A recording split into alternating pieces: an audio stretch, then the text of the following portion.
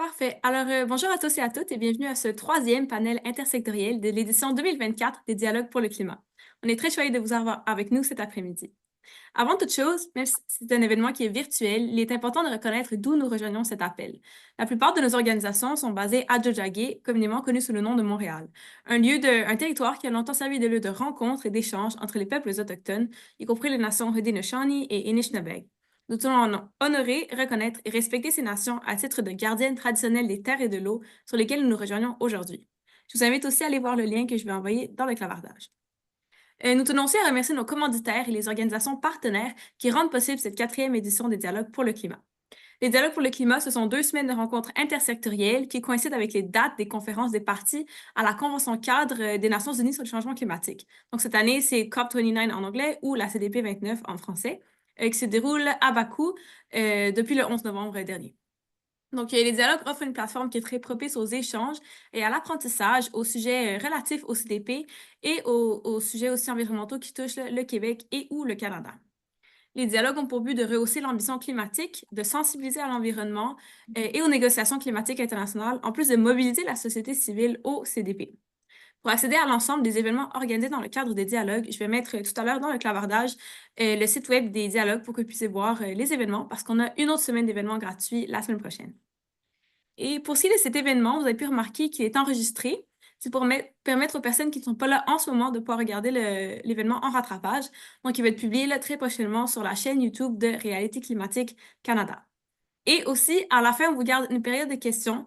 Donc, n'hésitez pas à mettre vos questions là, à travers, pendant le panel, soit dans le clavardage ou alors en bas, vous avez une petite boîte Q&A dans votre boîte Zoom. Puis, dans tous les cas, à la fin, on va pouvoir y répondre. Et sur ce, j'ai le plaisir de vous présenter votre animatrice, Jessica Rakoto-Arisoa, qui est doctorante en communication sociale à l'Université du Québec à Trois-Rivières. Donc, bonjour Jessica, merci d'être avec nous. Oui, donc bonjour à tous. Merci Agathe pour la présentation. Donc oui, c'est moi qui vais animer aujourd'hui donc la discussion et la conversation donc avec nos panélistes. Comme Agathe l'a dit, donc moi je suis doctorante en communication sociale. Pourquoi actuellement donc j'ai accepté d'animer en fait un panel sur la gouvernance énergétique rapidement, c'est parce que moi je travaille principalement dans ma thèse en communication, donc tous les enjeux de débat et la participation politique des femmes dans les débats cruciaux comme nous avons aujourd'hui, donc l'énergie, les grands projets environnementaux qui ont un impact assez important sur les femmes, les communautés minorisées et tout ça. Donc voilà, je suis très contente d'être là. J'ai participé à pas mal aussi de COP. Donc cette année, pour moi, c'était dans laquelle aussi j'ai parlé justement du rôle et l'importance justement de cette transition énergétique. Donc voilà, on va pas tarder à commencer. J'aimerais avant tout présenter donc nos panélistes. Donc ici, on a une diversité de panélistes en fait issus de l'industrie, du milieu académique, des experts également en énergie. Monsieur Jean-François Blin, qui est analyste indépendant en énergie. Monsieur Nazim Seba, vice-président de l'Association des consommateurs industriels de gaz. Monsieur Gauthier Mouton, enseignant-chercheur à l'Institut d'études politiques de Lyon. Et enfin, Monsieur Pierre-Guy Sylvestre, qui est économiste au syndicat canadien de la fonction publique. On aura l'occasion de les connaître un peu plus. On va commencer tout de suite par en fait deux questions globales que je compte poser en fait à chacun des panélistes. En ce moment-là, je vous donnerai aussi l'opportunité de vous présenter et puis de dire un peu qui vous êtes, quelle est votre relation avec le sujet dont nous parlons aujourd'hui, donc la gouvernance énergétique, et est-ce que vous pouvez nous faire un état des lieux de la situation dans votre domaine. Donc, qui voudrait commencer? On peut commencer par Jean-François Blin. Si... Merci, D'accord. Jessica. Alors, pour ma part, j'agis comme analyste indépendant dans le secteur de l'énergie depuis le milieu des années 90. J'ai principalement conseillé et représenté les associations de petits consommateurs, les consommateurs résidentiels, mais également des groupes ou des regroupements de groupes environnementaux et des syndicats dans certains dossiers. Non seulement dans des dossiers de réglementation, essentiellement devant la Régie de l'énergie et occasionnellement auprès de boards dans des provinces voisines au Canada, mais également devant le Bureau d'audience publique sur l'environnement dans certains cas, des comités conjoints d'examen pour des projets majeurs, comités conjoints fédéral-provincial, ainsi que des représentations directes devant des instances politiques, notamment les commissions parlementaires du gouvernement du Québec.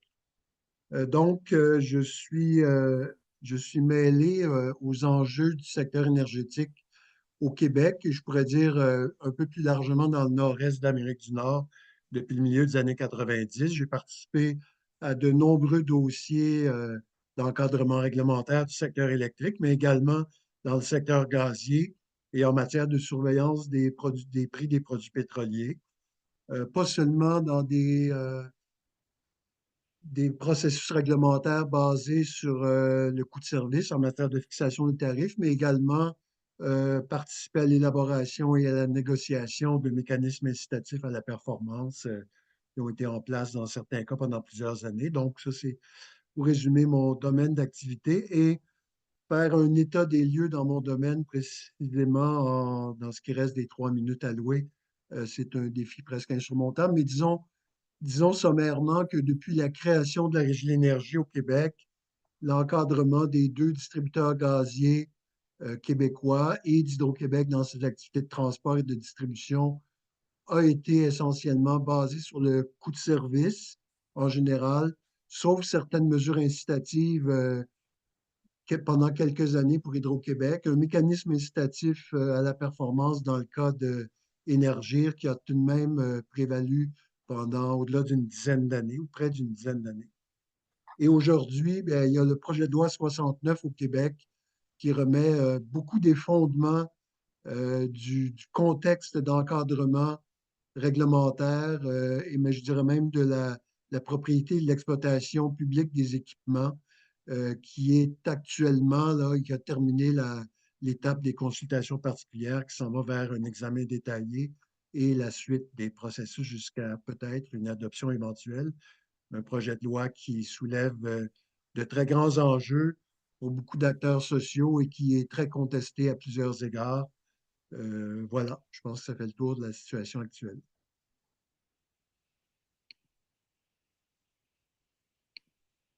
Merci Jean-François. Donc oui, tout à fait la question de parties prenantes dans toutes les décisions aussi, de voir un peu les acteurs sociaux, où les placer justement pour résoudre ces grands défis-là. C'est une grande question qu'on se pose aujourd'hui encore et même à la COP.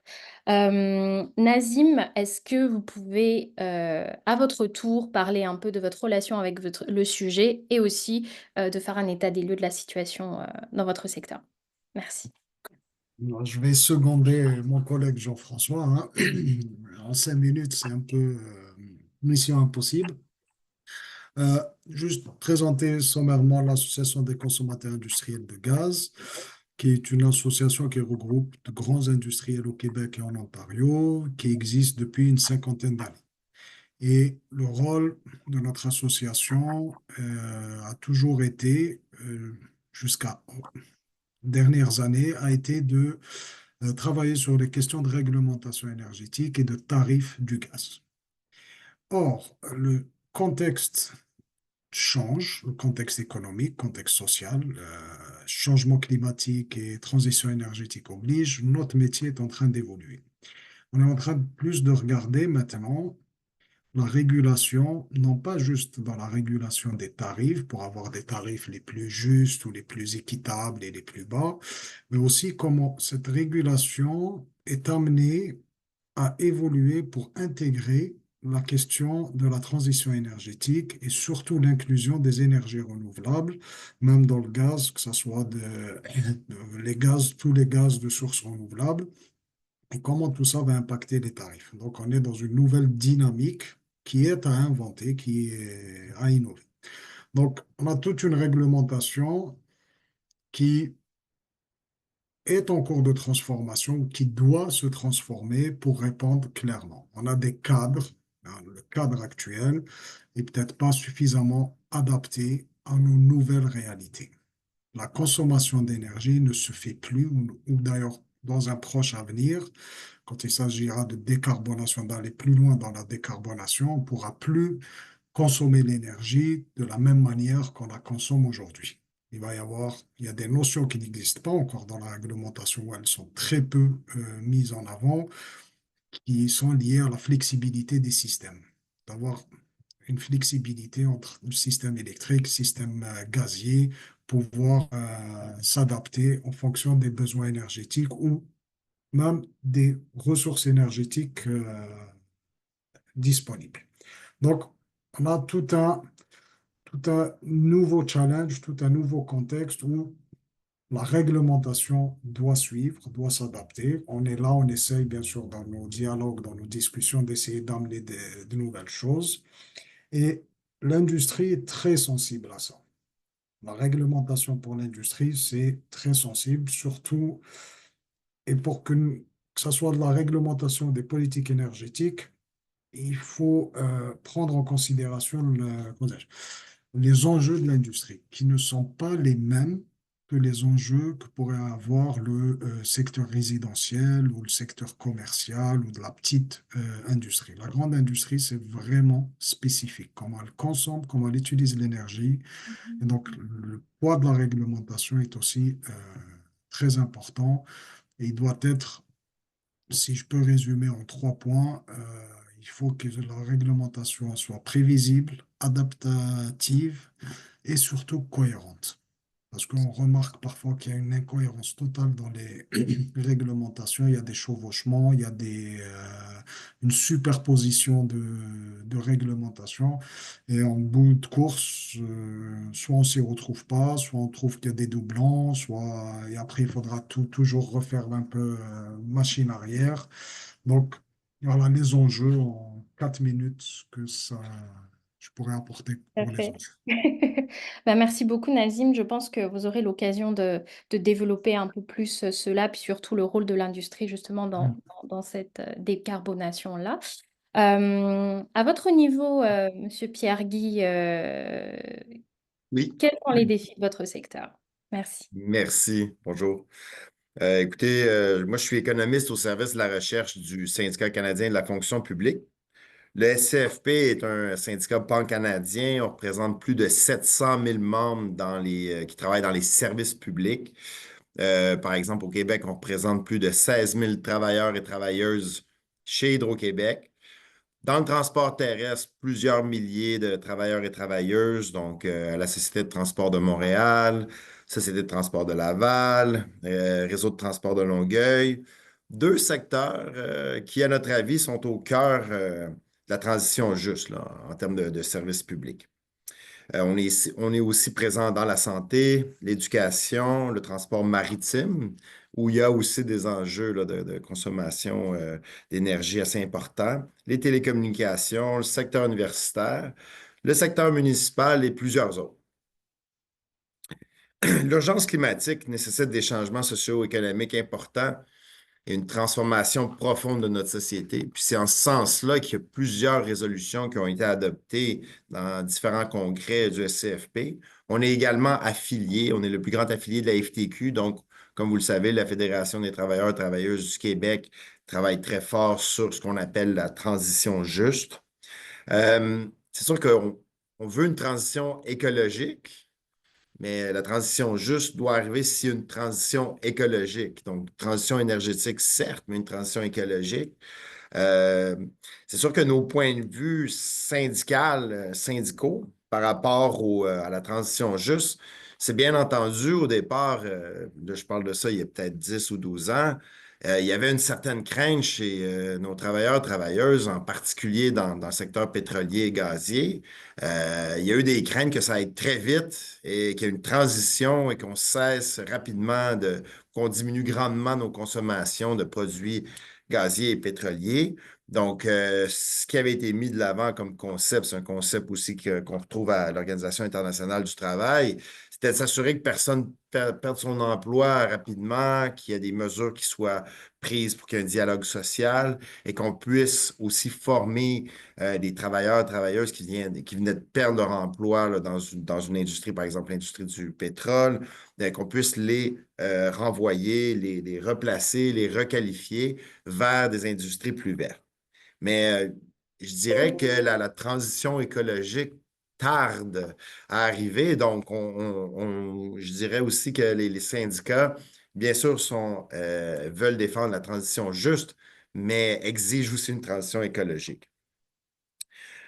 Présentement, on peut vous parler de deux projets de loi. Le projet de loi 69, dont mon confrère Jean-François a parlé tout à l'heure. Loi assurant la gouvernance responsable des ressources énergétiques et modifiant diverses dispositions législatives, qui a été présenté par le ministre démissionnaire, M. Pierre Fitzgibbon.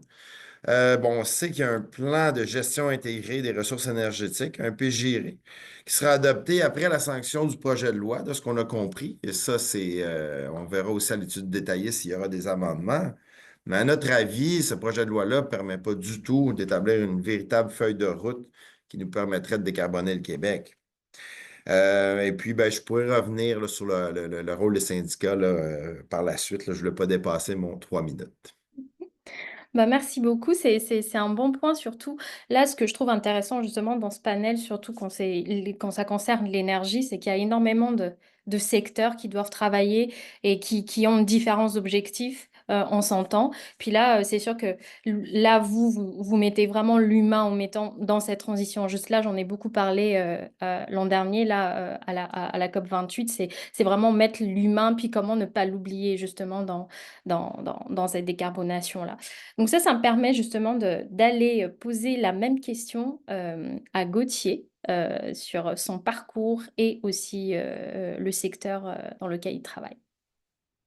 Merci. D'abord, merci au Dialogue pour le climat pour l'invitation. Alors, en 3 minutes, je mets mon chronomètre. Alors, je suis enseignant-chercheur effectivement à Sciences Po Lyon en France. Je suis docteur en sciences politiques, donc j'ai une vision surtout de politiste par rapport à la gouvernance de l'énergie. Je me suis rapidement intéressé à l'énergie comme l'alpha et l'oméga des relations internationales depuis le début du XXe siècle. Et j'ai consacré une thèse donc à la décarbonation de la Chine dans toute sa complexité à la fois économique, technologique, sociétale, etc. Et donc, si vous voulez, moi, mon parcours m'a amené à penser l'énergie d'un point de vue interétatique, bien sûr, parce que les États sont engagés, sont les principaux acteurs finalement de la politique énergétique, mais bien sûr sous l'angle évidemment des acteurs non étatiques, notamment privés. Et on le verra en Chine, on aura sans doute l'occasion d'en parler.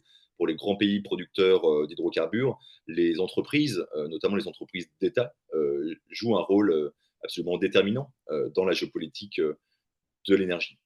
Alors, moi, mon parcours m'a amené aussi à penser les transitions énergétiques d'un point de vue, je dirais, plus conceptuel, à savoir quels sont les acteurs qui sont inclus dans ce processus souvent du temps long, comment ils coopèrent entre eux ou à l'inverse, ils sont en compétition, et quels sont les leviers d'action qui permettent justement la décarbonation des différentes économies.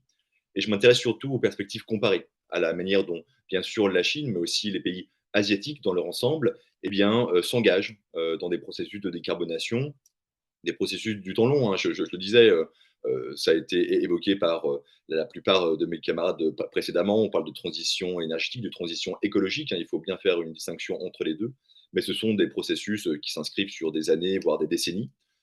Et donc, c'est aussi dans cette perspective comparée, hein, moi, qui m'intéresse de voir comment, finalement, les trajectoires sociopolitiques, socio-économiques des différents acteurs, y compris nationaux, eh bien, peuvent faire l'objet d'une comparaison. Depuis, je le disais, le début du XXe siècle. Et moi, en ce moment, je m'intéresse précisément, si vous voulez, aux enjeux de diplomatie minérale et à la manière dont les différents acteurs eh bien, mettent en place des stratégies souvent de prédation sur des différents territoires pour extraire, produire et importer chez eux des minerais, des métaux critiques indispensables justement à la décarbonation, aux transitions énergétiques.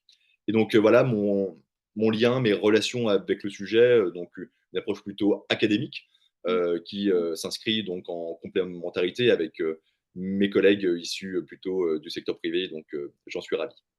Oui, Merci. tout à fait. Merci. Merci beaucoup, Gauthier. Oui, c'est sûr que voilà, il y a un point de vue plutôt, comme vous disiez, académique dans la question, mais c'est aussi un niveau où on voit aussi cette décarbonation, pas au niveau national, mais au niveau, comme vous dire, inter-État, ce qui pourrait être intéressant. Nous pourrons en parler justement de votre expertise sur justement la décarbonation de la Chine un peu plus tard. Mais là, on va recommencer, on va refaire le tour. Cette fois-ci, je vais vous donner un peu plus de temps pour développer vos idées. Donc, on va revenir à vous, Jean-François, pour 5 minutes environ, 5 à 6 minutes. D'après vous, vous avez parlé globalement en fait des défis en lien de la loi, par exemple, 169, d'autres types de régulations. Quels sont, selon vous, les principaux défis auxquels le secteur énergétique doit se préparer en 2025? Donc, c'est une bonne question pour introduire justement ce panel-là, notamment en matière de régulation, que vous avez un peu introduit précédemment, et de transition vers des sources d'énergie plus durables. C'est à vous. Merci, Jessica. Alors, si tant est qu'on est en train d'amorcer une véritable transition vers des sources d'énergie plus durables, ce que moi, comme analyste aujourd'hui, 15 novembre 2024, je n'ai pas encore retenu comme une vérité avérée, en tout cas, mais sinon, dans le meilleur des cas, un énoncé d'intention assez largement partagé à l'échelle internationale. Mais si tant est qu'on doit faire une transition énergétique, ben, l'urgence, c'est effectivement de réduire nos émissions de gaz à effet de serre. Et donc, ça implique d'avoir, en partant, une feuille de route vers la décarbonation qui trouve application dans des échéances déterminées pour une réduction nette de nos quantités d'énergie fossile consommées sur un territoire de juridiction. Euh, Sans quoi, en fait, les investissements massifs qui sont non seulement projetés, mais déjà en phase de début de déploiement pour augmenter les capacités de production d'énergie renouvelable, ne régleront rien au problème des émissions totales de GES et au contraire vont se trouver ces investissements-là à faire porter un coût important, un coût financier en fait colossal aux collectivités, à l'ensemble des consommateurs, soient-ils résidentiels, commerciaux, institutionnels, industriels, d'électricité, plutôt que de faire porter aux énergies fossiles les coûts occasionnés par leur usage, c'est-à-dire via une réinternalisation de la valeur des dommages causés par l'usage des énergies fossiles. Donc, premier point, ça prendrait une feuille de route avec des objectifs quantitatifs à des échéances déterminées, mécanismes de suivi de reddition de comptes pour assurer que les sociétés, les gouvernements qui s'engagent dans une décarbonation, que je dis alléguée pour l'instant, le fassent pour une raison objective et une justification de base. Deuxième élément, la question de l'allocation des coûts. Et je reviens là au principe de causalité des coûts que j'évoquais à l'instant. Si on s'en tient au principe cardinal de la régulation économique, on devrait, à toute fin pratique, déployer tous les moyens fiscaux, réglementaires, taxation, moyens incitatifs ou contraignants pour réinternaliser la valeur des dommages occasionnés par l'usage des énergies fossiles dans leur prix de vente dans les différents marchés. Or, ce n'est pas ça du tout la trajectoire qui est en train d'être mise en place. C'est plutôt de faire porter au prix des énergies propres et renouvelables, dont l'électricité, qu'on devrait vouloir favoriser, le coût de la décarbonation qu'on prétend vouloir mener de l'avant. Alors ça, c'est un problème important, d'autant plus qu'il y a une répartition très inégale des coûts et des bénéfices de la transition énergétique. Les ménages des entreprises ne font pas une consommation de produits pétroliers uniforme. Ceux qui ont une consommation de produits pétroliers importante n'ont pas tous ou toutes la capacité de s'en libérer pour consommer plutôt des énergies fossiles, que ce soit une capacité financière ou une capacité technique. Et deuxièmement, pourquoi l'application du principe de causalité des coûts, bien qu'il soit un objectif fondamental en termes de régulation économique, est impossible en pratique? Ben, c'est parce que nos économies sont trop profondément encastrées aujourd'hui dans l'usage des produits pétroliers et que l'abandon des produits pétroliers n'a pas des conséquences financières uniformes pour les différents ménages, pour les différentes entreprises, dépendant de leur secteur d'activité et de leur capacité financière propre. Troisième élément, ben, il y a la question du modèle de propriété. Est-ce que la transition énergétique euh, a les mêmes chances de se réaliser si on maintient dans les juridictions territoriales où il y a une propriété et une exploitation, une propriété collective et une exploitation des équipements de production et de dessert en énergie qui sont propriété publique? Est-ce que la transition énergétique a les mêmes chances de réalisation selon qu'on maintient ce mode d'investissement et de redistribution universelle des ressources financières qui sont nécessaires ou qu'on laisse plutôt le privé accaparer et morceler l'usage, l'occupation du territoire, l'accès aux ressources, l'usage des ressources en fonction principalement de leurs propres ambitions. Quatrième et dernier élément, ben, je parlerai brièvement de la gouvernance. Il va y avoir nécessité que, contrairement à la tendance actuelle où on assiste surtout dans les pays industrialisés occidentaux à une résurgence des gouvernements plutôt de droite, plutôt populistes, dont les politiques risquent davantage d'entraver la transition énergétique que de la favoriser, parce qu'ils misent sur les réflexes de repli sur soi, les réflexes défensifs, les réflexes conservateurs, tant ceux des individus, des ménages que des entreprises. Et donc, il va falloir que les mécanismes et les processus démocratiques puissent fonctionner pleinement, c'est-à-dire que les pouvoirs et responsabilités délégués à nos institutions de régulation économique, nos institutions d'arbitrage public au Québec, on peut nommer la Régie d'énergie, le Bureau d'audience publique sur l'environnement, tout autant que des processus parlementaires comme les commissions. Donc, que ces processus-là puissent être menés et exercer pleinement leurs prérogatives, les pouvoirs et les responsabilités qui leur sont délégués, plutôt que d'être continuellement soumis à des interventions politiques plus ou moins opportunes, pour ne pas dire carrément inopportunes et à répétition.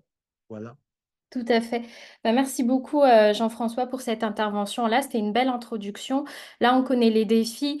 On voit en fait que vous avez soulevé des cas précis, surtout au Québec, et aussi des questions cruciales sur lesquelles on doit retravailler en détail plus tard, que ce soit la question justement de la sécurisation des approvisionnements, mettons aussi la lutte contre les inégalités d'accès à l'énergie, qui est très important aussi, comment inclure les personnes. Aussi l'adaptation aux nouvelles technologies au niveau des industries, par exemple. Donc c'est là, en fait, justement, que j'aimerais donner la parole à Nazim pour la prochaine question. C'est comment les grands consommateurs industriels, du coup, parce qu'on parlait aussi de l'adaptation, en fait, de l'industrie à cette transition-là pour que ça puisse réellement marcher. Comment les consommateurs industriels de gaz s'adaptent aux pressions pour réduire leur empreinte carbone et quelles sont, d'après vous, les attentes vis-à-vis des politiques gouvernementales actuelles et futures?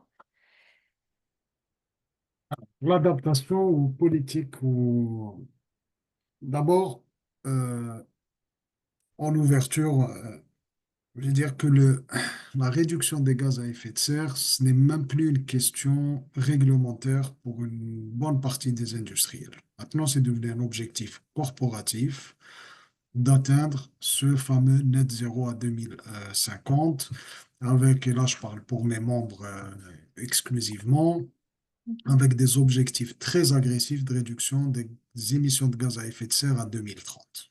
Il y a un premier palier qui est 2030, qui va se faire avec les technologies disponibles. On n'a pas de saut technologique en vue là pour 2030. Donc ça va se faire avec ce qu'on a maintenant. Et 2050, c'est l'objectif ultime d'arriver au net zéro. Avant d'aller un peu plus loin, parlons du gaz et de l'utilisation du gaz dans l'industrie. Donc, juste pour démystifier un peu ou pour cadrer un peu les choses, on a pour schématiser deux usages du gaz. Vous avez le gaz qui est utilisé comme énergie pour produire de la chaleur ou produire de l'énergie. Et d'un autre côté, vous avez le gaz qui est utilisé, la molécule CH4 qui est utilisée comme matière première. Par exemple, si vous allez dans la sidérurgie, parce qu'on a l'électricité, c'est déjà électrifié, le gros de l'usage du CH4 est fait pour la réduction du minerai de fer, c'est-à-dire pour enlever la molécule d'oxygène du minerai de fer. Donc, on n'est pas dans un usage énergétique du gaz, on est dans un usage chimique. Et même au-delà de 2050, pour certaines industries, par exemple comme la chimie ou la production d'engrais, on va toujours avoir besoin de cette molécule-là.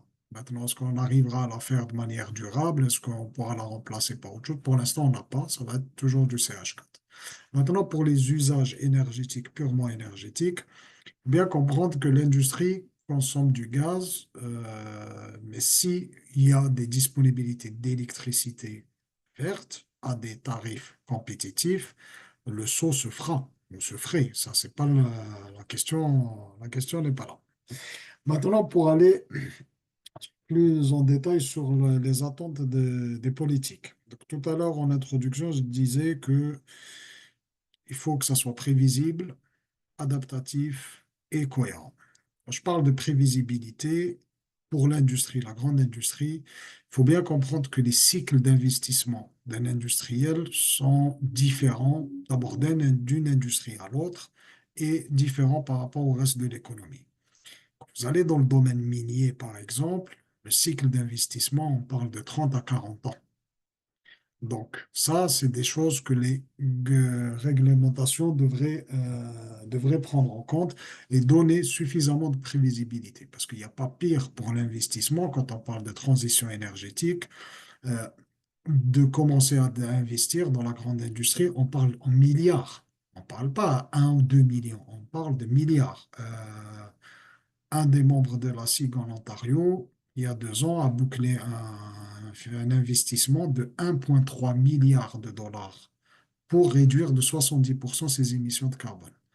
Sauf que son investissement, il est là pour 40 ans. Ce n'est pas quelque chose qui va être changé dans 10 ans, dans 15 ans. Donc la réglementation devrait suivre, devrait être adaptative aussi, devrait s'adapter aux réalités de la grande industrie.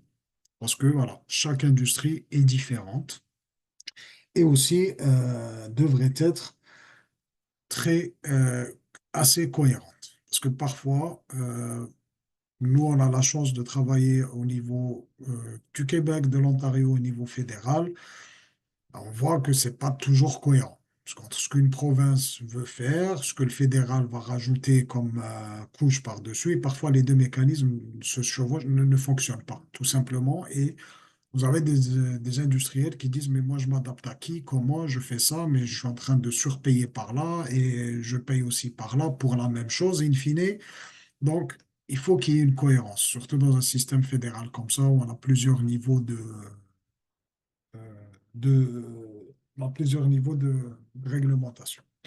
Et aussi, d'une certaine façon, une reconnaissance de ce qui a été fait. Parce que ce qu'on ne dit pas, c'est que parfois, vous avez des industriels qui ont beaucoup investi au cours des 10 dernières années pour réduire leurs émissions de carbone, pour améliorer leur process industriel. Et là, ils se retrouvent avec de nouvelles réglementations, mais qui ne prennent pas en compte déjà ce qu'ils ont déjà investi. Leurs investissements ne sont même pas amortis, qu'ils doivent repartir sur de nouveaux cycles d'investissement parfois à cause de la réglementation qui est en train de changer. Donc ça, c'est aussi quelque chose qui est à prendre en considération et c'est quelque chose qui doit être mis en place, des mécanismes qui doivent être mis en place sur ça. Après, pour finir, moi, je rebondirai un peu sur le PL 69, le projet de loi 69 au Québec. Euh, on a fait nos représentations et sur la question de la gouvernance de ce plan de gestion intégrée des ressources, c'est une idée assez intéressante et ça peut être une bonne idée parce qu'on va avoir besoin d'une complémentarité entre les différentes énergies. Ça ne va pas être tout électrique ou tout gaz. De toute façon, maintenant, réfléchir en silo, ça n'a pas beaucoup de sens. Il faudrait arriver à utiliser la bonne énergie quand elle est disponible au bon moment et avoir cette complémentarité. Et le gaz, quand on voit même l'Agence internationale de l'énergie, on commence à voir qu'il y a une décroissance. L'année passée, c'est la première fois où l'Agence internationale de l'énergie donne dans un rapport une prévision de baisse de la consommation de gaz naturel dans les pays développés. Je parle des pays industrialisés. Le reste de la planète est encore à consommer du gaz. Et le gaz, dans tout ça, semble se diriger un peu il va se placer comme étant pas une énergie de transition proprement dit, mais plutôt une énergie d'appoint pour l'électricité. Donc, d'où la nécessité de maintenir des réseaux gaziers encore pour quelques décennies pour pouvoir recourir au gaz en cas d'échec d'électricité. Et le dernier point aussi, c'est la valorisation de tout ça. Là, je rejoins Jean-François tout à l'heure, ce qu'il disait sur les énergies renouvelables. Écoutez, quand vous produisez de l'acier, que vous le produisez à partir de ressources vertes ou de ressources carbonées, à la fin de la journée, le prix de votre acier il est fixé sur le marché de Londres. Votre tonne d'acier, vous la vendez pareil. Que vous mettez du charbon pour la produire ou de l'électricité verte ou de l'hydrogène vert, vous la vendez pareil. Donc, on n'a pas ces mécanismes-là. Et ça, c'est très important d'inventer des mécanismes de reconnaissance. C'est là où peut-être, Jean-François, tu trouveras réponse à ta question, comment inverser le fardeau des choses. C'est que pour l'instant, on n'a pas de mécanisme de valorisation. Certains clients, certaines entreprises qui ont une sensibilité essayent d'acheter de l'acier vert, par exemple, ou de l'aluminium vert ou le moins carboné possible dans leurs objectifs corporatifs. Mais sinon, le gros, c'est le marché qui décide, c'est à l'international. Quand vous savez que l'acier québécois, c'est 4 fois moins de carbone que l'acier chinois, indien ou américain, mais à la fin de la journée, ils ont le même prix. Et ça, c'est un enjeu, c'est un défi aussi que l'industrie. Il y a des discussions, il y a des mécanismes qui sont en train d'essayer d'être mis en place, mais c'est primordial de trouver un mécanisme de valorisation du recours aux énergies renouvelables pour les fins de décarbonation. Je Ok. crois que je suis dans mes temps. Merci. Tout à fait, merci beaucoup Nazim. En tout cas, ce que je peux en dire justement, c'est que même l'industrie, en fait, malgré toute cette volonté en fait de décarbonation, il y a vraiment aussi le défi de la disponibilité autant des matières premières, mais aussi les incitatifs pour soutenir en Bon, fait le secteur euh, écoute, dans ce sens-là. mais il y Ouais, a aussi un enjeu de disponibilité de l'énergie. Vous oui, tout à remplacez fait. pas le gaz naturel facilement dans des conditions de laboratoire. Et je parle bien de conditions de laboratoire. Pour obtenir le même pouvoir calorifique qu'un mètre cube de gaz naturel, il vous faut 10 kWh d'électricité. L'industrie au Québec consomme 3 milliards de mètres cubes de gaz par année. Faites le calcul, ça vous fait 30 milliards de kilowattheures par année nécessaires si vous voulez remplacer stricto sensus en conditions de laboratoire, parce que dépendamment de s'il fait chaud, il fait froid, il y a de l'humidité, il n'y a pas. Donc vous avez d'autres considérations. Donc, il faut aussi trouver l'énergie de substitution aux énergies fossiles.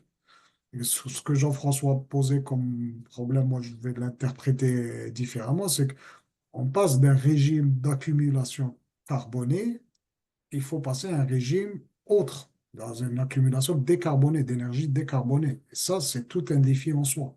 Il faut trouver, est-ce que les énergies renouvelables vont être suffisantes pour remplacer le gaz naturel à court, à long terme? Il faut être optimiste, on va y arriver, on trouvera. Mais à court terme, est-ce qu'on est, moyen terme, est-ce qu'on a ces capacités-là et à quel prix?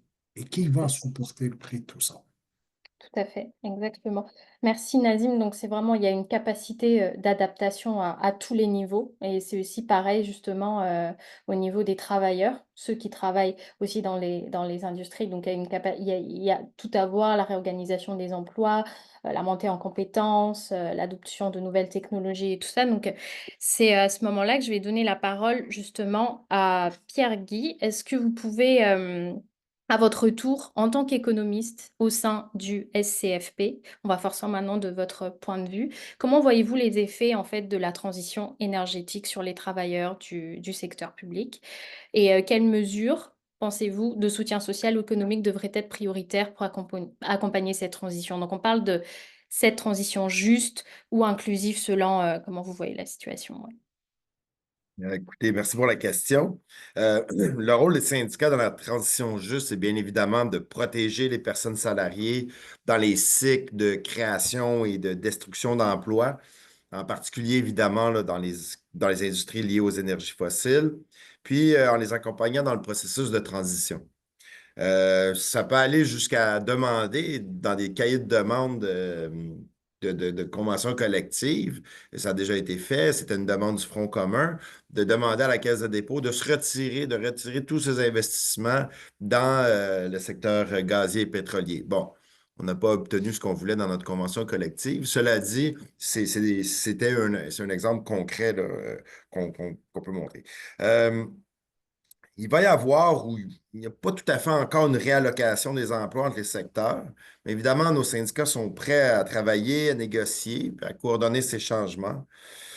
Mondialement, on parle de reconversion vers des emplois dits plus verts ou dans les énergies renouvelables, mais au Québec, c'est quand même un contexte vraiment différent parce qu'on a un avantage de taille qui est notre hydroélectricité. Au Québec, plus de 98 de notre électricité est produite par l'hydroélectricité. On retrouve ça peut-être au Manitoba avec Manitoba Hydro. On trouve ça en Norvège, là, une telle proportion là, de production d'hydroélectricité. Donc, tout ça, pour nous, c'est évidemment un avantage parce qu'on sait qu'on a quoi, peut-être un tiers de l'électricité dans le monde qui est produite au charbon.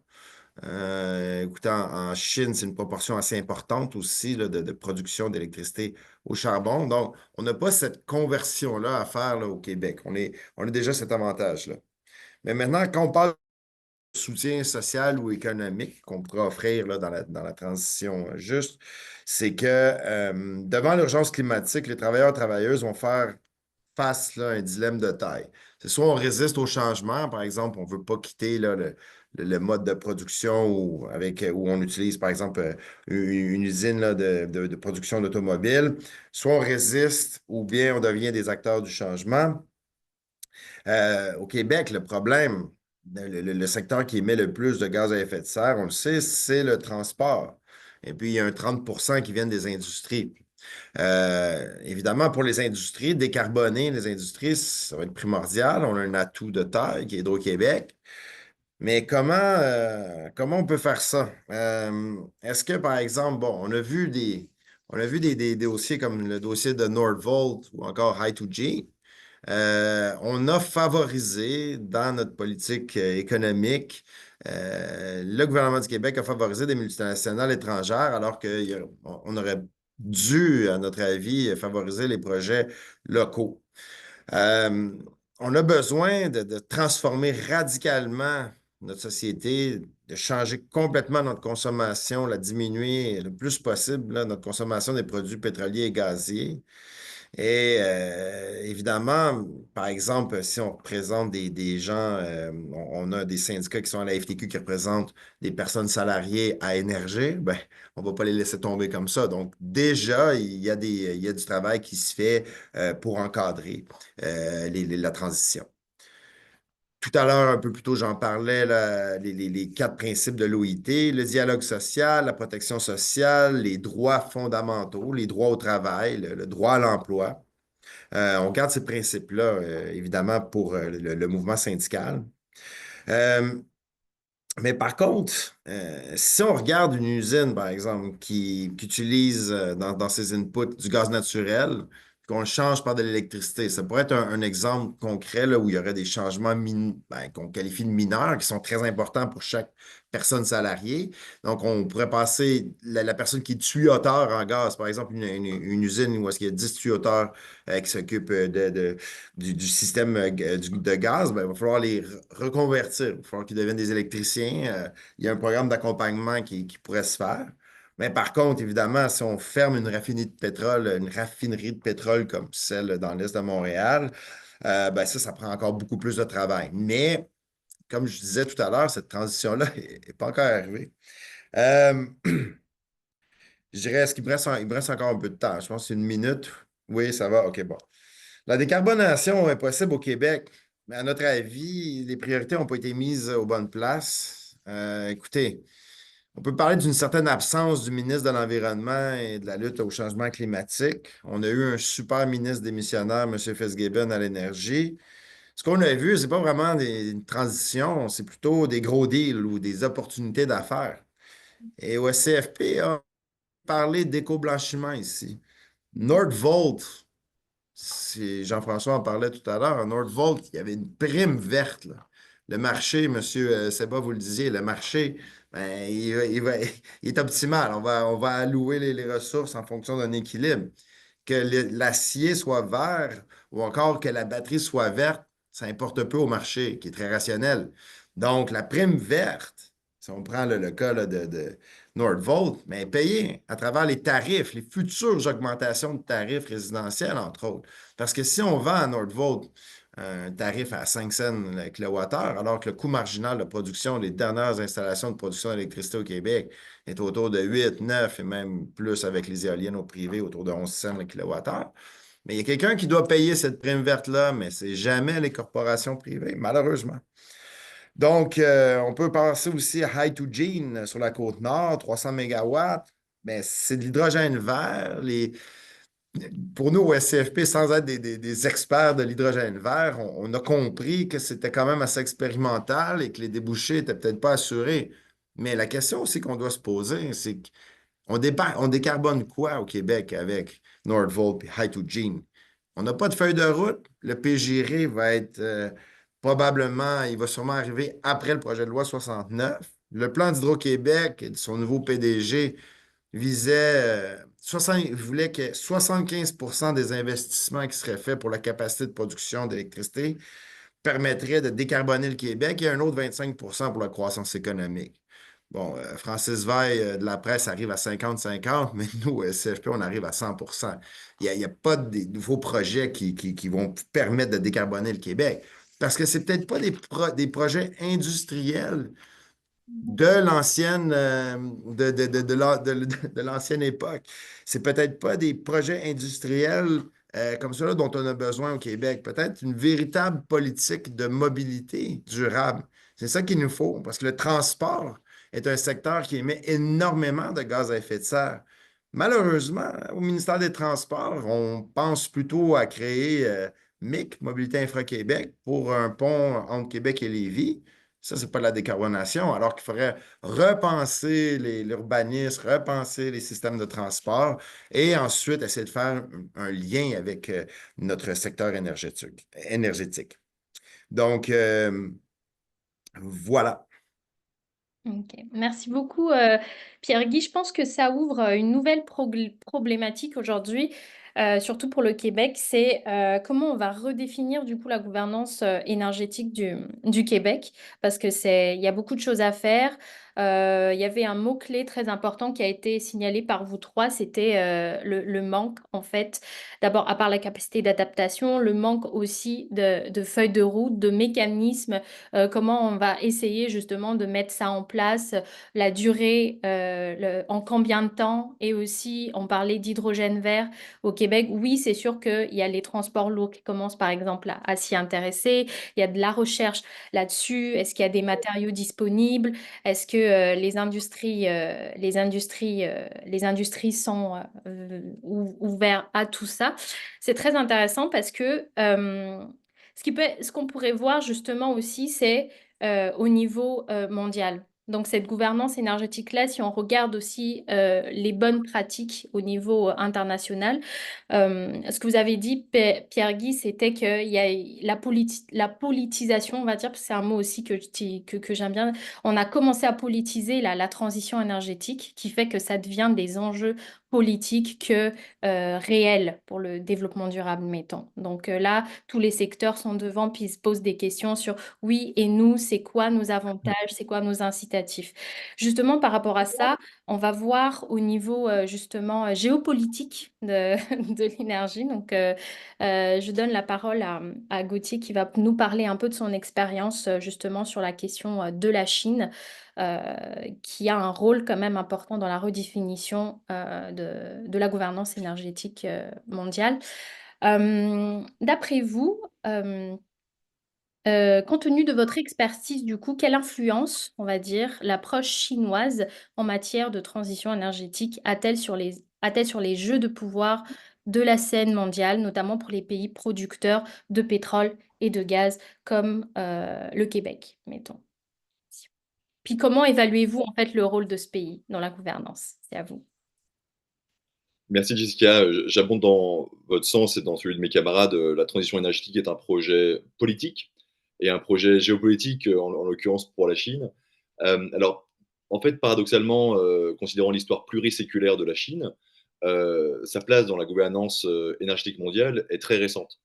Parce qu'il a fallu attendre la fin de l'ère maoïste et la fin des années 70, en fait, avec les réformes de Deng Xiaoping, la modernisation de la Chine, pour que véritablement la Chine s'ouvre et sa consommation énergétique s'engage sur une croissance exponentielle.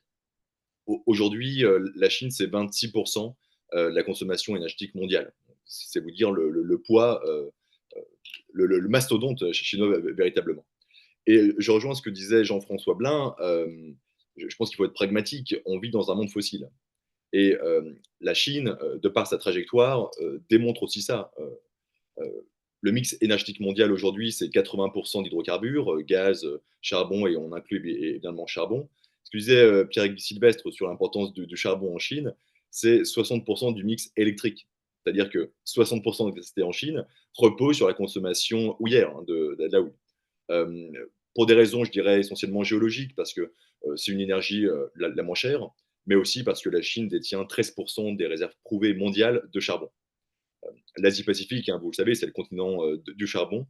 Plus de 40% des réserves mondiales sont situées sur le continent. Donc, si vous voulez, la trajectoire économique et donc énergétique de la Chine est un processus décarboné, hein, charbon, pétrole, gaz, d'où les relations privilégiées que la Chine a avec la Chine, avec les pays centra-asiatiques, notamment le Kazakhstan, le Turkménistan.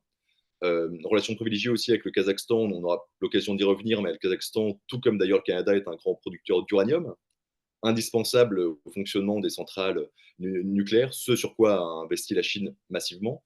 Mais si vous voulez, le rôle de la Chine au regard de son histoire énergétique très récente, eh bien, il est assez paradoxal parce que la Chine est responsable quasiment un tiers des émissions de CO2 dans le monde, et à l'échelle nationale, son mix est encore très, très carboné. On aura l'occasion peut-être d'en parler dans quelques minutes. Et encore une fois, ce sont les deux visages de Janus de la Chine, leader dans les technologies décarbonées et en même temps principal consommateur d'énergie fossile au monde. Mais si vous voulez, son rôle, encore une fois, dans la gouvernance énergétique, il porte surtout sur des partenariats pétrogaziers. Je mentionnais le cas de l'Asie centrale, de la Russie. De plus en plus, on voit la Chine déployer une stratégie prédatrice en direction du Moyen-Orient.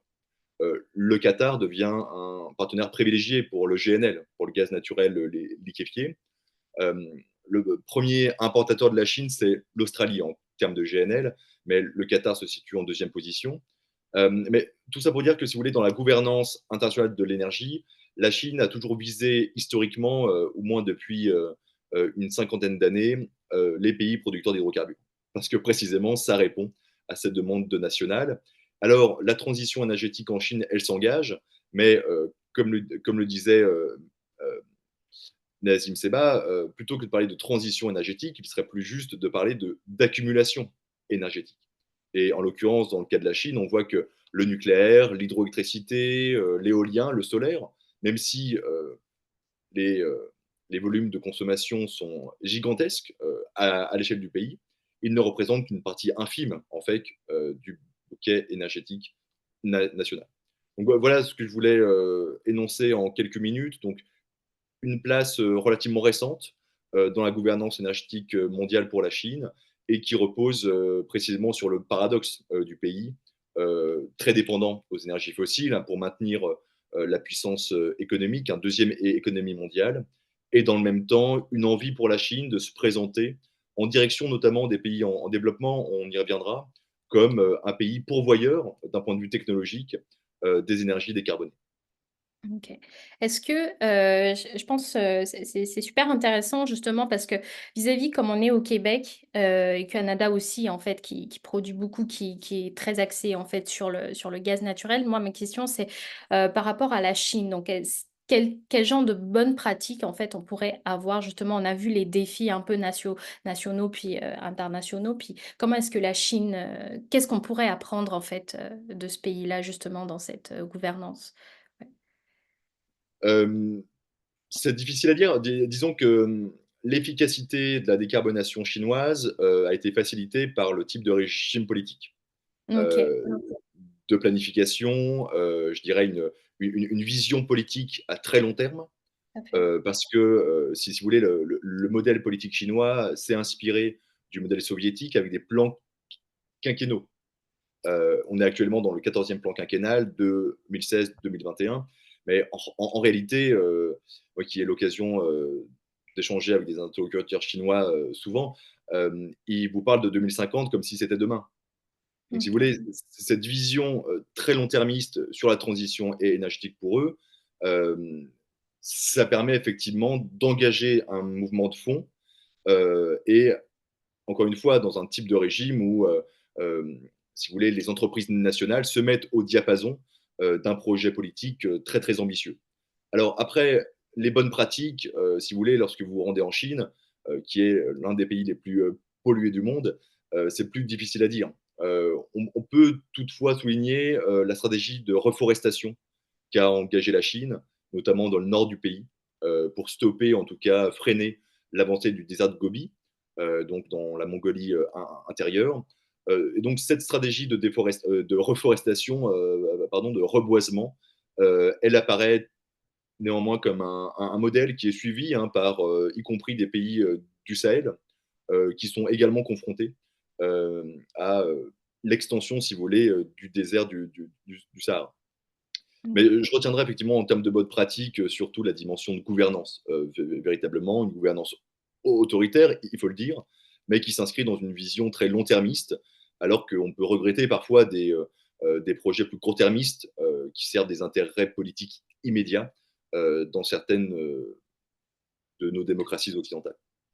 Tout à fait. Bah, c'est super intéressant justement pour rebondir sur ça, la question de gouvernance. Donc, on va essayer de voir dans la mise en place de cette gouvernance, j'aimerais entendre en fait, comme c'est un panel intersectoriel, on va commencer par Nazim et Jean-François, si vous voulez. Nous aimerions entendre un peu votre point de vue sur une question importante en termes de collaboration. Multipartite justement concernant cette gouvernance-là. D'après vous, est- est-ce qu'il y aurait des solutions ou des partenariats en fait spécifiques tels que des collaborations publiques-privées, des alliances avec des innovateurs technologiques ou des coopérations intersectorielles justement qui pourraient réduire cet impact environnemental là. On a vu les bonnes pratiques qui a été présentée un peu plus ou moins par Gauthier, notamment la réforestation. Ça peut très bien se faire au Québec, mettons, ou au Canada, mais du point de vue économique, mais aussi impact environnemental. Quel type de partenariat on pourrait avoir, puis en termes d'innovation et de coopération. Oui. Vous pouvez, qui voudrait commencer entre vous deux? Trois Je vais y minutes. aller, Jean-François, comme ça je te donnerai l'occasion de me reprendre sur Mm. certaines choses. D'accord. Alors, euh, belle question. Je vais manquer de Ah, temps, Nazim. ouais, je vais essayer, je vais faire quoi? Allez, je vais pas aller dans des choses trop euh, qui toucheraient la sensibilité. Euh, je voudrais d'abord rebondir sur ce qu'a dit Gauthier Mouton sur la Chine et sur la planification à long terme. Mon point de vue, c'est que c'est nécessaire. Le court terme, ça ne marchera jamais. Il nous faudrait une vision à long terme de savoir où est-ce qu'on va. C'est quand on sait où est-ce qu'on va pouvoir déployer des solutions pour atteindre cet objectif. Mais si vous avez un objectif à 3 ans, un objectif changeant, surtout pour l'industrie, ça ne marchera pas. Aussi, Pierre-Guy Sylvestre tout à l'heure a dit quelque chose qui a résonné. Des efforts, il faut les mettre de manière ordonnée. C'est pas juste de fixer net zéro 2050. OK, mais ça veut tout dire et rien dire. En toute honnêteté, soyons clairs là-dessus. Mais les efforts, comment on déploie les efforts, dans quel secteur et dans quelle timeline. C'est-à-dire, est-ce qu'il faut prioriser l'industrie? Est-ce qu'il faut prioriser le bâtiment? Est-ce qu'il faut prioriser le transport? Les trois en même temps, l'agriculture? Quel secteur doit-on les efforts? Jean-François, on était ensemble à la dossier B Énergie. Euh, Au nom de la SIG, nous, on avait dit quelque chose. On avait dit que le coût de réduction d'une tonne carbone pour la B-énergie avoisinait, nous, on avait fait les calculs à $500 la tonne équivalent CO2. On avait posé la question, est-ce que cet argent est bien investi? Est-ce que c'est là qu'il faut l'investir? Est-ce qu'il ne faudrait pas l'investir ailleurs? Peut-être avec le 500, on pourrait obtenir 3 tonnes ou 4 tonnes de réduction. Donc ça, c'est juste pour... Mais la planification à long terme, elle est nécessaire. Les partenariats sont nécessaires. Il n'y a pas une solution. Je veux juste vous raconter un peu comment l'industrie a évolué depuis que j'ai mon rôle au sein de la SIG. C'était, on est passé de moi, industriel, je vais trouver le moyen de le faire pour sortir de là et trouver le moyen d'arriver à la décarbonation, à mes objectifs net zéro. Quelques années plus tard, le discours a changé. C'est, oh, je sais faire certaines choses, mais pour le reste, je vais avoir besoin d'aide, je vais avoir besoin de collaboration. Et ça va prendre la collaboration avec les distributeurs d'énergie, avec les producteurs d'énergie. Euh, pour la recherche et le développement aussi, il faut des fonds et des fonds sérieux pour aller de l'avant, pour essayer de trouver de nouvelles technologies. Et ça ne passera que par le partenariat. Ça ne va pas être ça serait vraiment d'abord très présomptueux de chacun de se dire, moi j'ai la solution, moi je vais développer la solution. Ça va être, peut-être que la solution, c'est un empilement de petites solutions ici et là. Et juste tout à l'heure, j'ai entendu parler d'hydrogène vert, ça c'est pour Pierre Guy. L'hydrogène vert, ça c'est quelque chose de très important pour l'industrie. L'hydrogène vert, ce n'est pas le Saint Graal. Il faut arrêter de penser que l'hydrogène vert va régler beaucoup de choses. Non. L'hydrogène vert, si on arrive à en produire suffisamment, doit être réservé à des usages extrêmement spécifiques.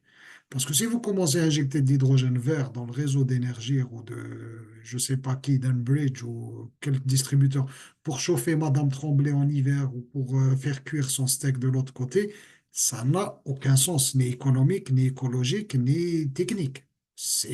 Par contre, si on arrive à réserver certains volumes pour des usages industriels qui ne peuvent pas utiliser autre chose que du gaz, et là je parle de certaines réductions chimiques, de certains process chimiques qui pourraient remplacer la molécule CH4 par la molécule d'hydrogène.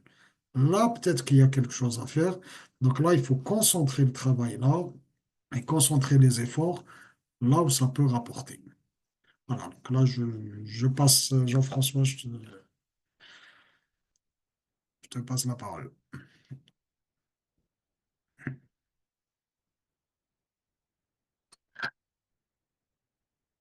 Sur mute, Jean-François. Vous êtes OK. Bon, déjà rapidement, en fait, pour rebondir sur ce que Nazim a dit, oui, effectivement, l'hydrogène vert nous, à l'UQTR, on a l'Institut de recherche sur l'hydrogène. Et c'est sûr on a plusieurs secteurs là qui étudient, mais ce qu'on a découvert surtout du marché aujourd'hui, c'est le transport. Effectivement, Nazim a raison, c'est qu'on ne pourra pas l'utiliser il y a des secteurs qui ne pourront pas être décarbonés plus facilement que d'autres en fonction justement en fait, de la disponibilité des... Et c'est ça qui constitue aussi un défi actuellement, j'imagine. Jean-François, c'est à vous. Oui, merci. Excusez le petit délai, mon portable devait être branché urgemment. Alors, je suis content d'avoir un point d'accord avec Nassim pour commencer. Je partage sa lecture. En fait, ma lecture est même aggravée par rapport à la sienne quant à la pertinence et à la valeur de l'hydrogène vert, sauf pour des applications éventuelles extrêmement limitées. Mais j'ajouterais sur la question de l'hydrogène vert que l'injection de méthane synthétique dans les réseaux gaziers à toute fin pratique est une telle aberration tant sur le plan énergétique qu'économique que la seule finalité d'une opération comme celle-là, c'est d'assurer la pérennisation de l'exploitation des actifs de certains distributeurs gaziers. D'ailleurs, en 2024, il y a lieu de se demander comment se fait-il que nos gouvernements, je parle de ceux des pays industrialisés, disons-le simplement, continue d'autoriser des investissements dans des extensions de réseau, donc des immobilisations corporelles de distributeurs gaziers, amorties sur un horizon comptable de 40 ou 50 ans. Nécessairement, soit qu'on constitue davantage de coûts échoués à un horizon qui va finir par se rapprocher, soit qu'on fait ça pour finalement mutualiser complètement le risque financier associé à l'abandon graduel des énergies fossiles et du gaz, peut-être pas en priorité, mais à la suite des produits pétroliers qu'il faut prioriser. Euh, la question générale de regard croisé entre Nazim et moi, c'était en fait comment les objectifs de compétitivité économique des grands consommateurs, on parle de grands consommateurs industriels, peuvent-ils être harmonisés avec les impératifs de durabilité des politiques énergétiques? Bon, alors, d'abord, les objectifs de compétitivité économique des grands consommateurs industriels, il faut comprendre que c'est un segment de consommateurs qui est en concurrence au niveau international, pas seulement pour l'obtention d'énergie euh, au meilleur prix, mais également pour la mise en marché optimale de leurs produits avec une reconnaissance espérée de la valeur additionnelle qui pourrait être associée à une production basée sur les énergies vertes. Mais tant que leurs produits sont à la merci de cours mondiaux, on pourrait parler d'aluminium, par exemple, pour ce qui est d'un secteur très développé au Québec, qui sont à la merci des règles de l'offre et de la demande, bien évidemment, il y a un problème d'arrimage avec des politiques publiques d'application limitée territorialement et en compétition avec les autres politiques publiques et leurs incidences sur des territoires de marché commun, disons-le, pour des entreprises qui opèrent à l'échelle internationale. Comment donc, comment alors? Alors, je pense que l'arrimage, c'est pas tellement avec les impératifs de durabilité des politiques énergétiques, mais bien de faisabilité en termes d'application et de déploiement. Alors, nécessairement, les objectifs de compétitivité économique spécifiques à la grande industrie vont devoir, au même titre que les objectifs financiers des autres catégories d'utilisateurs, être arrimés dans un contexte de décision équitable par rapport aux différents groupes de consommateurs qui se partagent les coûts, donc l'ensemble des coûts d'opération et de financement d'actifs destinés à la desserte en énergie, leur desserte en énergie.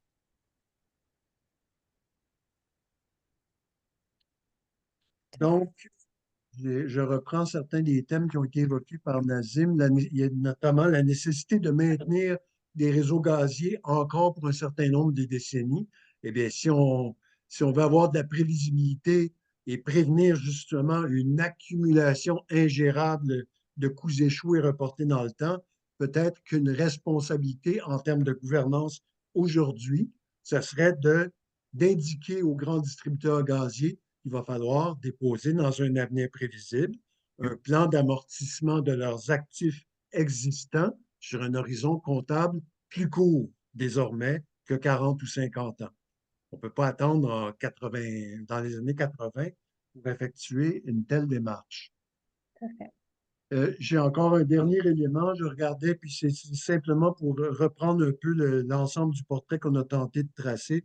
Je regardais par curiosité les quantités globales d'énergie produites en 2023 et celles qui sont attendues en 2050 par l'Agence internationale de l'énergie. Et si vous voulez une démarche globale assez simple, allez voir tout simplement l'édition 2024 du World Energy Outlook, l'annexe 1, et vous allez pouvoir constater que, en dépit de la croissance accélérée des énergies renouvelables, de la production d'énergie renouvelable qui est attendue à l'horizon 2050, eh bien, la production globale d'énergie fossile, si on met bout à bout la croissance de pays qui n'ont pas d'initiative de décarbonation susceptible de résultats, un grand nombre de pays, avec les perspectives de ceux qui sont vraiment dans l'initiative et qui ont une perspective de décroissance, mais au total, il n'y a pas de réduction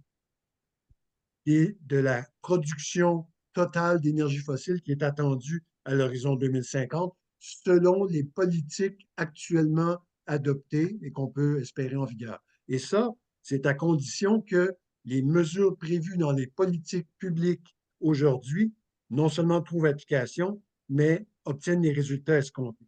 Alors, même dans ce cas-là, on se dirigerait sur la base des stated policies existantes vers une augmentation de la température moyenne du climat de l'ordre non pas de 1,5 degré d'ici la fin du siècle, mais de 2,6 degrés d'ici la fin du siècle. Et dans le pire des scénarios, même avec les politiques actuelles, pour vous dire à quel point elles sont globalement insuffisantes, possiblement vers un réchauffement aussi élevé que 3,1 degrés d'ici la fin du siècle. Ça donne la mesure de l'importance, de l'ampleur et de la profondeur des transformations dans nos usages des énergies qui sont requises. Et je dirais, au premier chef, les pays industrialisés les plus riches et qui ont les moyens et aucune excuse de ne pas procéder. Tout à fait. C'est une très bonne Je voudrais conclusion. juste, je Oui. voudrais juste rebondir un peu, Jean-François. Je vais peut-être. Euh, il y a, je ne sais pas si tu es au courant de la décision de l'Office de l'énergie de l'Ontario de décembre 2023, qui a été, alors, la SIG a été partie prenante de ce dossier-là et nous, on est grands partisans de cette révision-là que tu appelles de tes voeux, des délais d'amortissement, parce que les actifs échoués, l'industrie, comme elle va tarder à sortir totalement du gaz, ou ne sortira, pour certains, ne sortiront peut-être jamais du gaz pour des raisons que j'ai énumérées tout à l'heure, surtout pour les process chimiques, c'est un véritable risque de devoir écoper des coûts échoués de tout ça. Et les extensions de réseau de manière inconsidérée n'est pas bon. Alors, quand on prend l'Office de l'énergie de l'Ontario, avait décidé que tous les nouveaux branchements devaient être payés, remis sur angle. Comme ça, il n'y a pas d'actifs à amortir, il y a pas on ne transfère pas le risque. Et l'année d'avant, tu as la Régie de l'énergie du Canada dans une décision, dans un petit paragraphe comme ça à la fin de la décision, qui est très joli, et qui dit, et c'est très révélateur un peu du pouvoir réglementaire, il dit de mémoire, je vais aller de mémoire, qui dit, je ne vais plus attendre des études me démontrant que la viabilité du système, je ne vais plus attendre ce genre d'études, je décide, moi, en tant que régulateur, que tout détenteur de pipeline sous juridiction fédérale doit avoir rempli son compte pour l'abandonnement, les abandonnement charges, pour l'abandon des actifs pour 2051. C'est-à-dire que si demain, au Canada, on tire un pipeline, c'est 2051 où tu dois avoir ton compte. Si dans 10 ans, tu fais un pipeline, ça reste 2051. Et ça, c'est un véritable game changer qui est passé un peu inaperçu parce que là, c'est la réglementation énergétique, c'est pas très sexy pour tout le monde et ça n'attire pas les foules. Mais on voit quand même que la réglementation commence à se saisir et le message de je ne vais plus attendre est un message très important. Donc, et c'est là où la planification va être nécessaire et l'harmonisation et la discussion va être nécessaire, c'est de savoir c'est quoi le timeline pour faire ça, ceci, cela, pour arriver à l'objectif qu'on se fixe tous ou qu'on est tous, à la rigueur, au moins, on est tous d'accord sur un seul et unique objectif, c'est celui d'atteindre ce net zéro et de réduire les consommations fossiles. Après, à l'échelle internationale, il y a des pays qui sont en rattrapage, il y a des pays qui n'ont pas d'énergie et faire le saut de pas ou peu d'énergie à l'énergie renouvelable directe.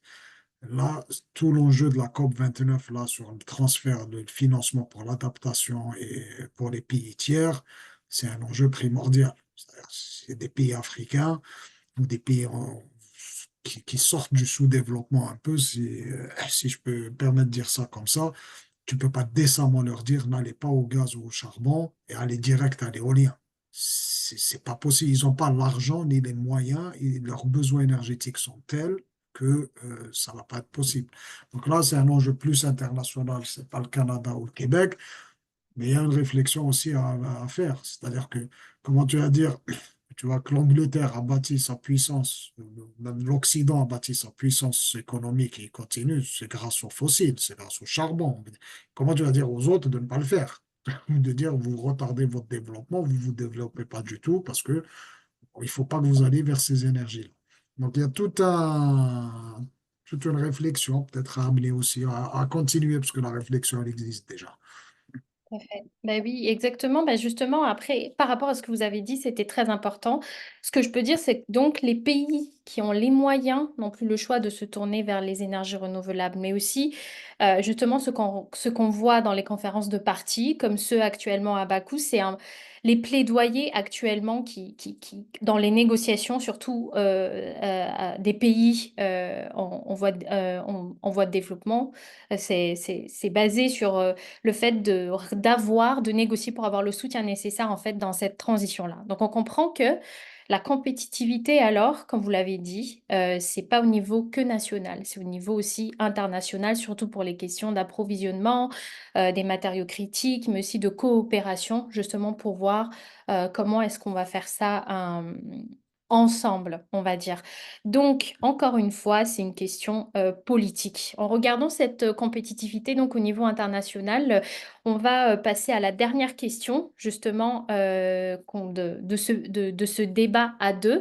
Donc, pour Pierre-Guy et Gauthier, rapidement, en fait, dans un contexte de changement politique aux États-Unis, euh, dans un contexte de transition énergétique, excusez-moi, ou une puissance comme la Chine, encore une fois, car c'est un des pays qui est abordé dans cette discussion, mène une stratégie ambitieuse d'innovation technologique et d'investissement. Comment est-ce que le Canada, en fait, peut-il tirer, en fait, son épingle du jeu? C'est intéressant. Puis, quel levier, par exemple, le pays pourrait-il utiliser pour rester compétitif, justement, dans cette question-là? Qui voudrait commencer?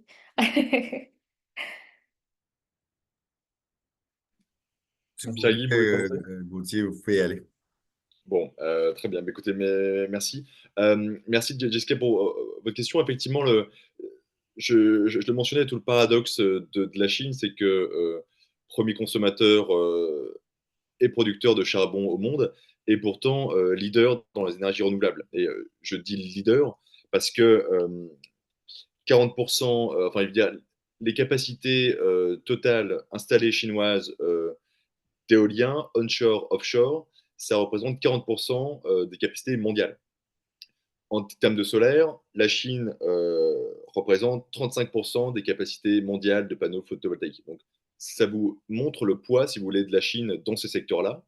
Et la Chine a réussi, parce qu'encore une fois, elle a une vision à très long terme, d'avoir développé une stratégie qu'on appelle techno-nationaliste, c'est-à-dire une stratégie d'innovation technologique extrêmement poussée pour eh bien, se trouver aujourd'hui en position de leadership avec une capacité d'exportation massive de ces énergies décarbonées à l'échelle mondiale. Euh, L'autre, je dirais, pan technologique sur lequel la Chine a beaucoup investi, c'est le nucléaire civil. La Chine aujourd'hui, c'est le troisième parc thermonucléaire au monde, après les États-Unis et la France, en termes de capacité installée toujours. La Chine a réussi, c'était il y a 2020, c'était en 2022, à mettre en place le premier réacteur qu'on appelle de quatrième génération, où le refroidissement ne se fait pas à eau pressurisée, mais avec le gaz. Ce qui démontre encore une fois le savoir-faire technologique de la Chine dans ce domaine. Donc, si vous voulez, la Chine apparaît comme un acteur central en termes d'innovation technologique sur les énergies décarbonées, éolien, solaire, nucléaire, avec une force de frappe qui est sans commune mesure avec ce qu'on pourrait avoir en Europe ou alors en Amérique du Nord. Donc, si vous voulez, à mon sens, le défi qui se pose au Canada, comme d'autres États dans le monde, ça va être la dépendance probable à la Chine sur ces technologies. Et enfin, quelque chose qui nous concerne au quotidien de toutes et tous, je ne sais pas ce qu'il en est du Québec, mais moi je sais qu'ici à Lyon, on voit beaucoup de véhicules BYD. Euh, la Chine a réussi enfin je veux dire, à bénéficier d'un environnement pour tester l'électrification du premier parc automobile mondial. Et aujourd'hui, BYD eh bien, rivalise avec Tesla, etc. Donc c'est aussi sur ce défi, je dirais, de dépendance aux voitures électriques chinoises que on attend du gouvernement canadien qui trouve certaines réponses, ou en tout cas qui formule des propositions.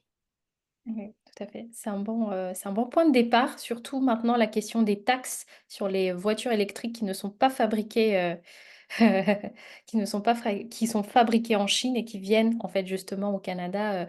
Ça aussi, ça devient un enjeu. Pierre Guy, c'est à vous. Ben écoutez, rapidement, moi je commençais ma réponse à cette question en nommant BYD, donc je fais le pont avec Gauthier Mouton. Mais effectivement, on peut peut-être devenir dépendant des technologies chinoises. Mais je pense que ce que je voulais surtout décrire, c'est peut-être les occasions ratées pour le Québec. Là, je reviens encore sur Nordvolt. À notre avis, au SCFP, Nordvolt, ça risque d'être probablement un échec. Euh, il y a peut-être une filière peut-être la filière batterie, on va y arriver, mais il faut essayer de trouver des composantes vraiment particulières. Évidemment, on pourrait suggérer que l'innovation, évidemment, il faut pousser ça au maximum pour pouvoir se démarquer. Mais on a quand même quelque chose à proposer au SCFP qui sort un peu là, bon, qui est plutôt une proposition quasiment syndicale, très progressiste, là. C'est qu'on pense qu'on doit cesser. Comment on peut se démarquer, c'est de cesser nos importations le plus rapidement possible des produits gaziers, pétroliers, investir rapidement dans la recherche et également développer, par exemple, un projet comme le TGV là, entre Toronto et Québec. Ça, on doit absolument investir là-dedans. On pourrait se démarquer localement. Je reviens encore sur la politique de mobilité durable. Écoutez, c'est quand même, on doit les améliorer. Puis, juste pour répondre aussi à Nazim Seba, concrètement, les priorités qu'on devrait faire, qu'on devrait choisir, à notre avis, c'est d'investir massivement. On parlait de 35 000 travailleurs par année en moyenne pour développer le projet là, de monsieur, du PDG d'Hydro-Québec. Ces 35 000 travailleurs par année, à notre avis, ils seraient mieux utilisés si on commençait tout de suite par l'efficacité énergétique, autant au niveau résidentiel, industriel, commercial. Nous, on pense qu'on est capable d'aller chercher peut-être un 30 TWh. Donc, utiliser d'une manière optimale notre énergie, notre électricité. Nous, on pense que ça doit commencer par ça, les projets de transport en commun. Et donc, de cette manière-là, on serait capable de se démarquer dans le monde, mais peut-être un autre niveau, là. Donc, c'est pas nécessairement la course aux véhicules électriques, à notre avis, là où on devrait se démarquer. Voilà, merci. Bah, merci beaucoup, Pierre Guy. Justement, ça va ouvrir à une dernière question. C'est pas une dernière question en fait, c'est une demande pour un petit message en fait de la part de chacun de vous quatre. On a eu un très bon échange intersectoriel justement sur la question de gouvernance. Ça a été très intéressant. Donc justement par rapport à la petite conclusion donc de Pierre Guy. Justement pour atteindre cette transition énergétique. J'aimerais vous entendre pour 1 minute pour clore notre dialogue pour le climat d'aujourd'hui. Quelle est donc la priorité pour vous? Donc en 1 minute, s'il vous plaît, parce qu'on arrive bientôt à 16h30, on va devoir quitter à 16h30. Donc j'aimerais juste vous entendre là-dessus. Si ce n'est pas les véhicules électriques, c'est quoi? C'est une grande question. On peut dire, on ne sait pas. On peut dire, Hmm, on va voir ça plus tard. Mais allez, je vous donne la parole pour clôturer 1 minute, s'il vous plaît. Je vais aller en premier, je vais me tester en premier. En 1 minute, pour moi, la priorité, ce n'est pas le véhicule électrique, loin de là. C'est vraiment une planification intelligente et rationnelle. C'est ça la clé. Maintenant, est-ce que c'est de l'éolien, est-ce que c'est de l'hydraulique, est-ce que c'est du nucléaire? C'est pas la question. C'est, enfin, si, ça fait partie de la question, mais il faut que ça soit rationnel, il Mhm. faut que ça soit à long terme. Il n'y a que le long terme qui peut nous amener. Monsieur Gauthier pourrait dire plus hein, de France avec ce qu'a fait le commissariat au plan dans les années 60-70 en France, ça a fait la France d'aujourd'hui. Le TGV, le nucléaire, parce que ça avait des orientations à long terme. Ça ne fait pas le dans 5 ans la réélection. Donc là, je vais faire 2 panneaux solaires ou je vais faire ça aussi. Donc, c'est à Parfait. long terme en prenant en compte la compétitivité de toute l'économie, pas Tout que à fait. l'industrie. Et là, c'est des travailleurs, c'est des salaires, c'est des petites entreprises, des petites PME. Voilà, D'accord. je laisse le tour à mes camarades. Merci beaucoup. Comme vous avez mentionné Gauthier, si c'est pas les véhicules électriques, ça serait Ça serait, alors c'est peut-être un biais professionnel, mais ça serait de la pédagogie. Il faudrait faire, et vous voyez, c'était l'objet de nos échanges là depuis plus d'une heure et demie. On parle de sujets complexes qui réunissent ici, vous l'avez vu, des experts, mais en réalité, la transition énergétique, c'est un projet politique, c'est aussi un projet sociétal. Et pour que les réalisations soient faites aussi à l'échelle individuelle, il faut que véritablement monsieur et madame tout le monde comprennent les tenants et les aboutissants de ce que ça signifie la décarbonation. Bien sûr, les mastodontes du secteur de l'industrie, en particulier de l'industrie énergétique, ont un rôle à jouer. Mais en réalité, ce sont aussi les sociétés civiles qui doivent s'engager dans un processus du temps long qui va impacter les comportements, hein, les pratiques de consommation, ça c'est indéniable. Mais pour véritablement entrer dans cette nouvelle ère, il faut faire de la pédagogie. Voilà. Ouais. Donc, on a planification à long terme, pédagogie d'un autre côté. À vous, Pierre-Guy, qui travaille justement dans le milieu du secteur public. Ben, écoutez, moi, je dirais le dialogue social est fondamental. Essayons de trouver des solutions consensuelles. Puis pas seulement les syndicalistes, les environnementalistes ensemble, mais bien sûr les entreprises, les syndicats, les gouvernements, les militants, les environnementalistes. Donc, voilà la solution. Merci beaucoup. Et pour clôture tout ça, Jean-François, pour vous, ça serait quoi? Donc, Moi, je outre toutes les parties prenantes, la planification, le dialogue, la pédagogie, pour vous, ce serait quoi? moi, je vous dirais en pratique, je ne mettrais pas l'accent sur un usage ou un équipement ou une source d'énergie, mais bien sur la nécessité d'avoir une feuille de route parallèle pour justifier les nouveaux investissements dans les énergies renouvelables sur la base d'une réduction au moins équivalente de nos usages des énergies fossiles dans les différents secteurs d'activité. Sans D'accord. quoi on se dirige vers possiblement un fiasco financier sans atteinte significative des objectifs de décarbonation. Parfait, c'est magnifique. Donc, je pense qu'on a l'introduction de la prochaine feuille de route pour, pour la gouvernance énergétique du Canada et du Québec, évidemment. Donc, merci beaucoup. J'ai été ravie d'animer en fait ce panel avec vous. J'ai appris énormément de votre part, surtout moi qui suis en communication, même si je m'intéresse beaucoup à cet enjeu-là et que je travaille beaucoup à cet enjeu-là, surtout sur le côté femmes et inclusion du genre. Merci beaucoup, ça a été vraiment très intéressant. Je donne la parole à Agathe pour clore en fait notre rencontre. Ben écoute, je tiens juste à remercier encore une fois là, donc Pierre-Guy, Gauthier, Nazim, Jean-François, évidemment Jessica aussi pour l'animation.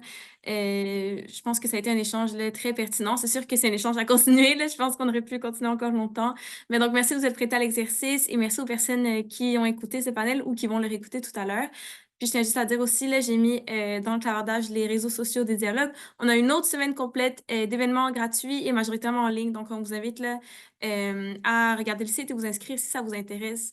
Donc, on va encore suivre là, la COP de tout près, mais je voulais simplement vous dire merci. Puis, une très belle fin de semaine là, à tous et toutes. Ah, Jessie, est-ce que vous avez une question? Je sais pas, je vais vous laisser la parole si jamais... Ah, bon. OK.